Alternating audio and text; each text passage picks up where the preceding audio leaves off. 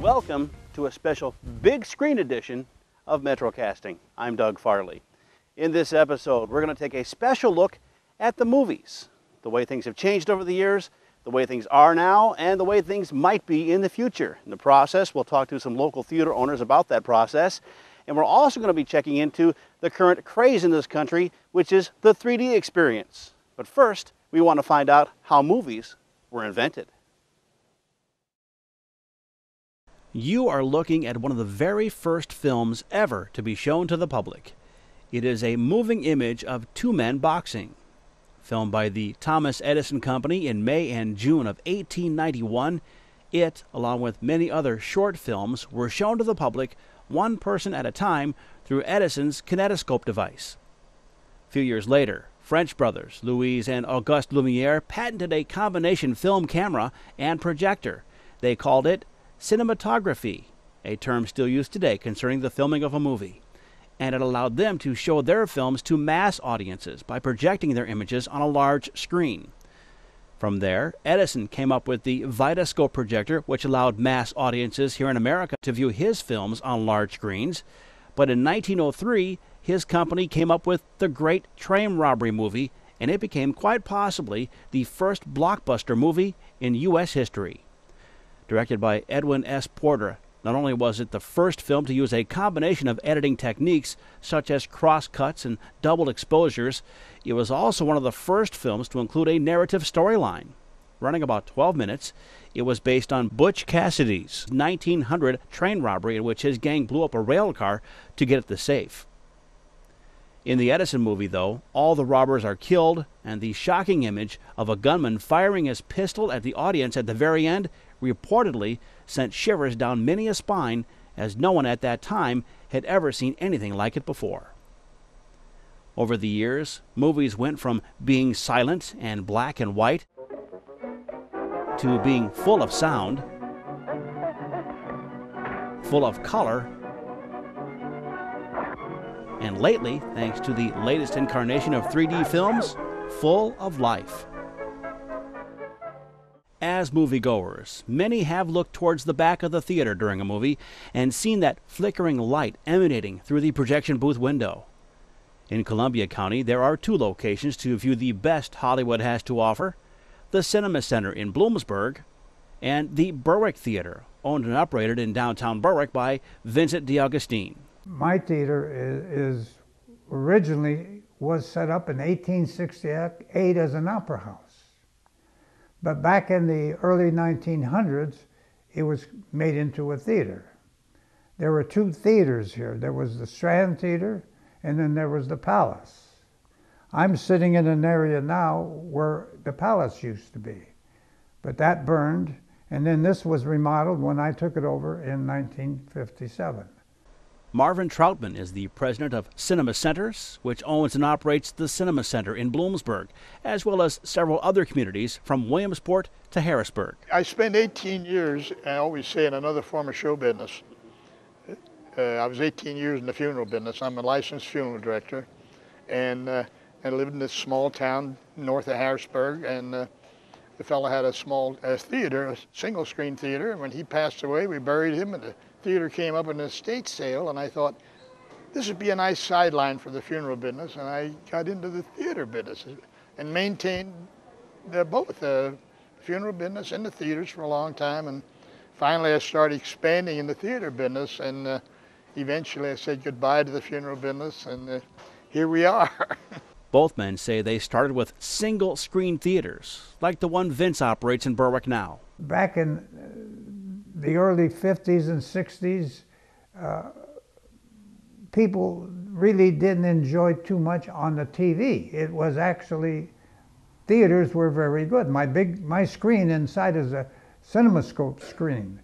The screen is about 40 foot wide with 585 seats in my lower theater. And upstairs I have 150 seats in the balcony, but I don't use it.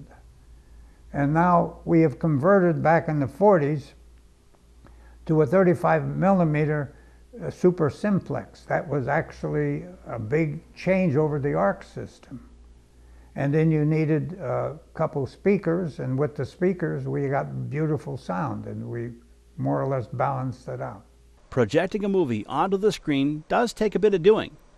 When Vince first took his theater over, he says a welding arc was used to create enough light to fill up that 40-foot screen. And the same was true for Marv's theaters, as well as most theaters across the country. The 4-inch carbon filaments, when energized closely together, cause an extremely bright electrical arc, the light from which, through a series of lenses, can be focused through a piece of film and projected onto a large screen big enough for several hundred people to see at once. The lenses are manufactured in very specific capacities. We actually are still on the super simplex, and today they are now making, we have two lenses. One lens gives me what we call the scope. The scope gives me the full width of the screen, and then there is a flat which brings the screen down further, and it's about 6-foot difference in the width of the film on the screen. And because the carbon filaments only burn for about 18 minutes at a time, films had to be delivered to theaters on several reels, an average of 6. That is where the projectionist came into play. Since reels only ran for 18 minutes, a second projector had to be ready to run the next 18 minutes seamlessly without any interruption of the movie or the audience knowing another reel had begun. And that is pretty much the way movies were shown from the late 1800s right through the 1960s and possibly later in some areas. But then a new and different type of bright light source, the xenon arc lamp, became affordable and more readily available to theater owners, and it led to some big changes in the movie theater business. The big change, I think, over the period that I've been in the business was the multiplexes, number one, going from single screen to 12 screens in most of our locations. But what brought that about and what helped was the fact that we had carbon arc for a light source years ago, and we went to the xenon bulb. In other words, we could run a 2-hour film with a light bulb. We wouldn't have to do any changes. Prior to that, we had to change the carbons every 18 minutes. We have a bulb which is 125 watts, and that's what projects the light. And it must be actually every 3-4 months you give it a little turn, because we don't want it to ease up on one end where it will probably lose some of its lighting. And it does do the job for us. And we have quite a distance from the projection booth to the screen. I would say it's probably about somewhere between 75 and 100 foot. Sound is another area where theaters have changed over the years. In recent decades and years, the advancement of the Dolby noise reduction system gave way to the THX brand, which allowed a movie's soundtrack to be heard in the best way possible. And it's a far cry from earlier days when just a speaker or two behind the movie screen was presumed to be enough audio for a several hundred-seat theater. We had amplification up in the projection booth that took control of the sound that was down in the screen. I mean, down in the theater itself, from the screen itself. But today, we have amplification, but it's a lot different, and it balances out each person the way they talk.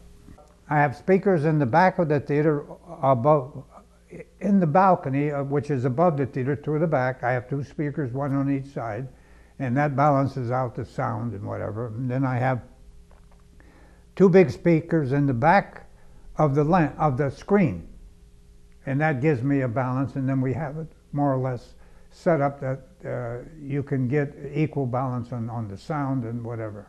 From the late 1920s Vitaphone and later Glen sound recordings, to the 1970s Sensurround, which literally shook theaters during such movies as Earthquake and Midway, to today's intricately weaved multi-speaker systems that actually allow the sound to become part of the movie. The movie experience in general through the years has continued to be on the cutting edge of technology.